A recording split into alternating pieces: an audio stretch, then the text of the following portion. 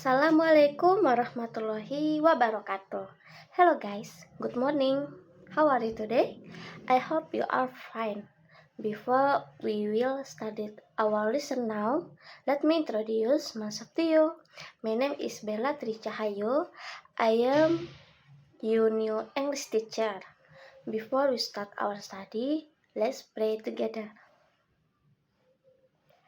Amin. Nah, hai semua, selamat pagi. Apa kabar kalian? Saya harap kalian baik-baik saja. Sebelum memulai pembelajaran ini, perkenalkan nama saya Bella dan saya adalah guru bahasa Inggris kalian yang baru. Nah, sebelum memulai pembelajaran, mari kita berdoa bersama. Berdoa dimulai. Amin. Is everybody ready to start? Yes. Who is absent today? Now, the topic today is fairy tales. Do you know about fairy tales? Fairy tales is a traditional story that people of a particular region or group repeat among themselves. Yang artinya, dongeng adalah cerita rakyat, cerita tradisional yang orang ceritakan turun-temurun atau dari mulut ke mulut. Nah, biasanya dongeng itu terjadi pada masa lampau, saat kita belum lahir juga itu sudah terjadi.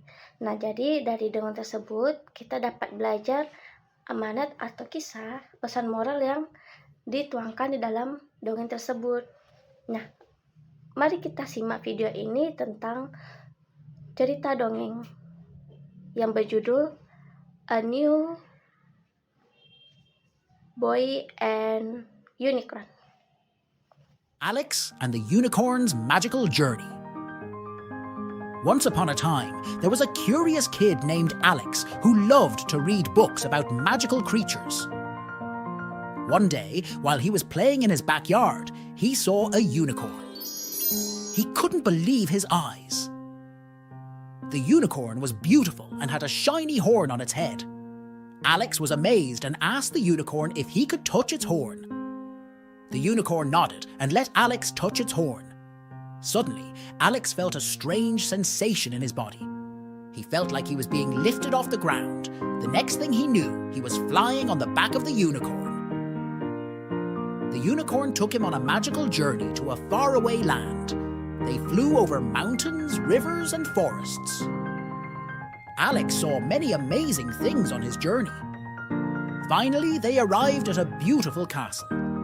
The castle was made of gold and had a moat filled with diamonds. The unicorn told Alex that this was his home. Alex was amazed and thanked the unicorn for taking him on such a wonderful journey.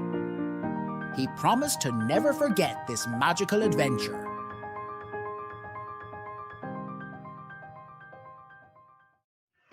Nah, dari cerita tersebut kita dapat menerjemahkan ke bahasa Indonesia yang artinya Alex and the Unicorn Magical Journey.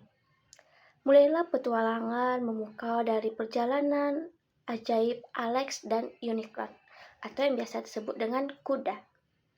Sebuah kisah menawan untuk dihidupkan, yang menghidupkan keajaiban dan persahabatan. Dalam episode yang mempesona ini, kita bertemu Alex, seorang anak muda dan penuh rasa ingin tahu yang tinggi. Ia memiliki hasrat membaca tentang makhluk ajaib. Dunianya berubah secara luar biasa ketika di halaman belakang dia bertemu seekor unicorn di kehidupan yang nyata. Tanduknya yang berkilauan dan keindahannya yang agung, unicorn adalah pemandangan yang patut untuk dibuat. Keingintahuan Alex membawanya pada pengalaman yang luar biasa. Menyentuh tanduk unicorn, memicu momen ajaib yang tidak pernah dia bayangkan. Tiba-tiba, Alex mendapati dirinya terangkat ke udara, melayang melintasi langit-langit di atas punggung unicorn. Bersama-sama mereka memulai perjalanan yang menakjubkan melintasi negeri mistis. Saksikan saat mereka meluncur melintasi pegunungan yang megah, sungai berkelok-kelok, hutan yang lebat. Setiap adegan adalah yang menakjubkan, menampilkan keindahan dan keajaiban dunia yang magis ini.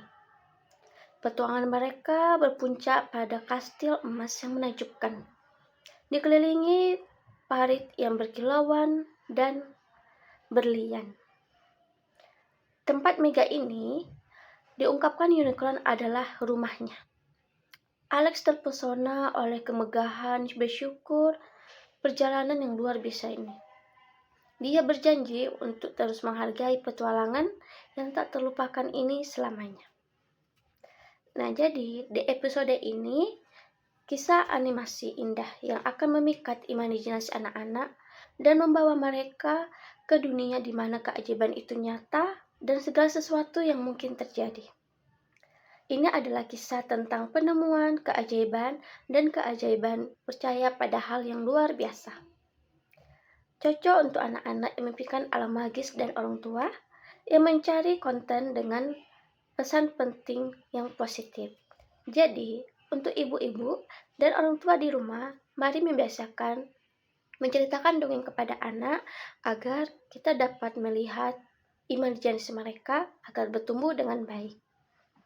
Nah, now can you give me example of fairy tales? Nah, sekarang apakah kamu dapat menyebutkan contoh lain dari dongeng? Nah, sekarang kita akan membahas tentang jenis-jenis cerita fiksi. Yang pertama itu ada mitos, biasa disebut dengan myth. Mitos adalah suatu karangan yang tidak benar-benar terjadi dan itu sangat berseberangan dengan keyakinan kita. Yang kedua, cerita rakyat. Itu biasanya terdiri dari cerita-cerita oleh yang di kampung-kampung, yang kota-kota untuk dijadikan pelajaran selanjutnya. Yang ketiga, ada cerita jenaka, yaitu funny story. Biasanya ini berisi tentang kehidupan komedi yang lucu-lucu agar kita tidak terlalu fokus untuk melihat masalah. Yang keempat ada sage atau biasa disebut dengan sek. Sek itu hampir sama dengan fable atau yang biasa disebut dengan fable. Adalah cerita binatang yang menceritakan tentang kehidupan binatang yang dapat kita ambil pelajarannya. Yang selanjutnya ada legenda atau biasa disebut dengan legend. Legenda ini sama halnya seperti mitos, tapi legenda ini adalah yang benar-benar terjadi dan dapat kita ambil kesimpulan dari cerita tersebut. Lalu yang selanjutnya ada cerpen atau short story. Nah, biasanya ini kita menemukan cerpen itu ada di komik-komik, ada di internet seperti Wattpad, ada dan lain sebagainya. Selanjutnya ada novel. Novel ini biasa disebut dengan novel juga. Nah, ini cerita masalah tentang kehidupan yang nyata, tentang seorang diri berusaha untuk berhijrah atau bagaimana bangkitnya Konstantinopel. Selanjutnya ada roman atau yang biasa disebut dengan romance. Cerita ini menceritakan tentang suatu cerita yang memiliki hubungan yang romantis, yang penuh dengan lika-liku, tapi mereka tetap bisa menghadapinya bersama-sama.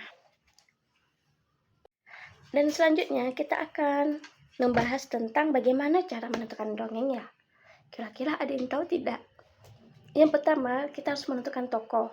Determine the character. Jadi kalau nggak ada tokoh, kita tidak bisa melakukan sebuah cerita atau film. Yang kedua, menetapkan konflik atau create a conflict. Jadi kita mencari masalah, ada masalah dan ada solusinya. Jika sudah, kita langsung melanjut ke menulis cerita, write a lot of. Nah, dari cerita ini kita dapat mengarang bebas, tapi kita harus membuat sesuai dengan imret dan harus terstruktur. Dan yang terakhir adalah banyak membaca dan banyak berlatih. Tanpa membaca dan berlatih, kita tidak dapat mengetahui isi dari cerita kita. Dengan membaca, kita dapat membuka jendela dunia yang dapat membawa kita kemanapun kita mau dengan satu biji buku yang kita baca. Sekian pembelajaran hari ini. Any question for all? Jika tidak ada, mari kita tutup dengan mengucapkan hamdalah. Alhamdulillahirabbil alamin. Wassalamualaikum warahmatullahi wabarakatuh.